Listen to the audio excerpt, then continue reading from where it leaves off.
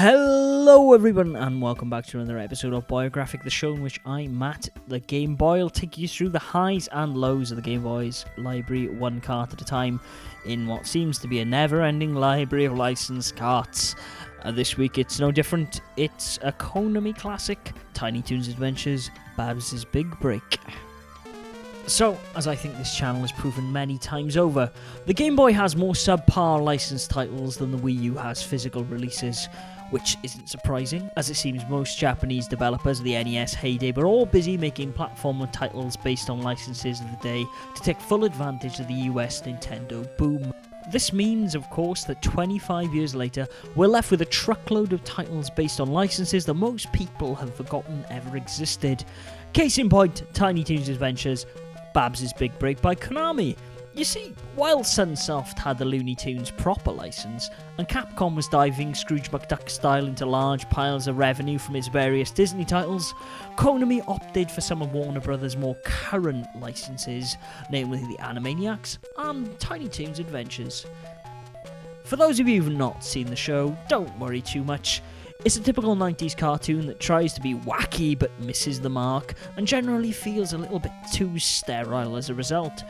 All you really need to know is that the characters of the TV show are young cartoon characters all attending Looniversity to become the next generation of Looney Tunes, meaning the characters are all essentially child versions of the existing Looney Tunes cast we all know and love, but with a 90s twist.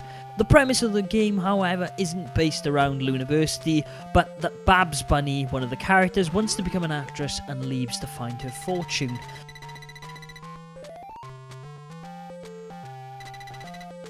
Buster Bunny, Plucky Duck and Hampton J. Pig all agree that it's not safe for her to go alone and decide to follow her. Cue you playing through 4 levels of platforming fun to help her out.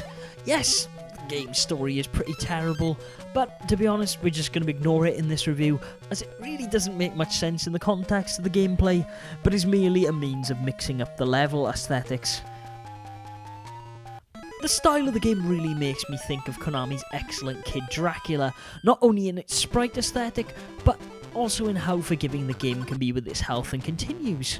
However, whereas in Kid Dracula you have a wealth of various vampire power-ups to call on for assistance, in Tiny Toons you can change between the 3 aforementioned male Toons. This is a nice idea, but short of the type of ammo each character uses in their style of attack, this generally does very little to change up the gameplay. Buster has an arched carrot attack, Plucky can bounce pineapples, and Hampton bowls a melon at enemies. But as all 3 characters can kill enemies by landing on their heads a la Super Mario, this really doesn't matter in the long run, so I tended to just stick to playing as Buster. Scattered around each level is also one other member of the Tiny Toons cast who you must use to pass an otherwise unscalable obstacle. However, when this happens, control is taken away from the player in what often looks like they could have been the most fun moments of the game. Instead of a pointless minigame like Furball's hide and seek, I'd have preferred to take control of him in this creeping section, or spin under a mountain as Dizzy Devil. Having to watch these as a player is very disappointing, and perhaps a change in gameplay would have broken up the tedium of the gameplay quite nicely. Other than the ability to use these different characters to your advantage, there's nothing really extraordinary about Tiny Toons Adventures, and the whole experience even feels a little bit lazy. It has various boss battles that, while they do try to mix things up, for example by making you feed Dizzy Devil and jumping on boxes thrown by Wolverine, all 3 other boss fights simply involve pattern memory and jumping on bosses' heads. In place of coins, you can collect copious amounts of gems scattered throughout the game stages, which allow you to play minigames hidden around the world. There are 2 kinds of these minigames.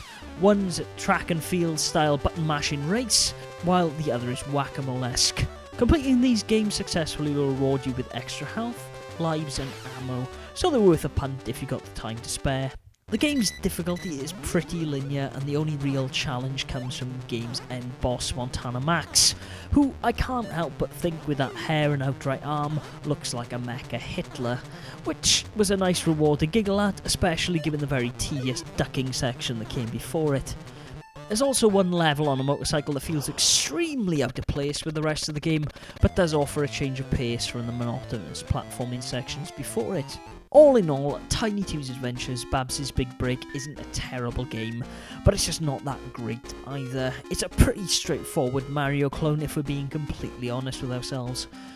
The game's music's okay, its level design is subpar, and its character selection option is essentially useless. However, when you consider it as a decent length and beautiful sprite style, not to mention the game's pretty tight controls, this does balance out a little. There are worse games on the system, so if you're looking for a cheap time waster, by all means pick this game up. If you are buying it to play though, it might be an idea to get the Japanese version of the game, as while this game really isn't all that tough, the Japanese release features unlimited continues as opposed to the Western version's 2 continues, and also a password system that's depressingly missing from the Western release. And that brings us to the end of another exciting episode of Boyographic, ladies and gentlemen. I hope you have enjoyed. If you have, please click the subscribe button and tell some other people you think may be interested in the channel. It's only really by word of mouth that this is getting around, so I thank you guys for doing that. If you've liked this video, why not check out some more Boyographic videos in which I look at the highs and lows of the Game Boy library one card at a time. Some Boy Curious videos in which I look at some oddities and bootlegs for the system, and some All the Glory videos, which are Game Boy long plays with all the deaths cut out, so giving you none of the deaths and all of the glory. If you'd like, you can also tweet at me on the old Twitters at Gameboy, and until next week, Game Boys and Girls, game on.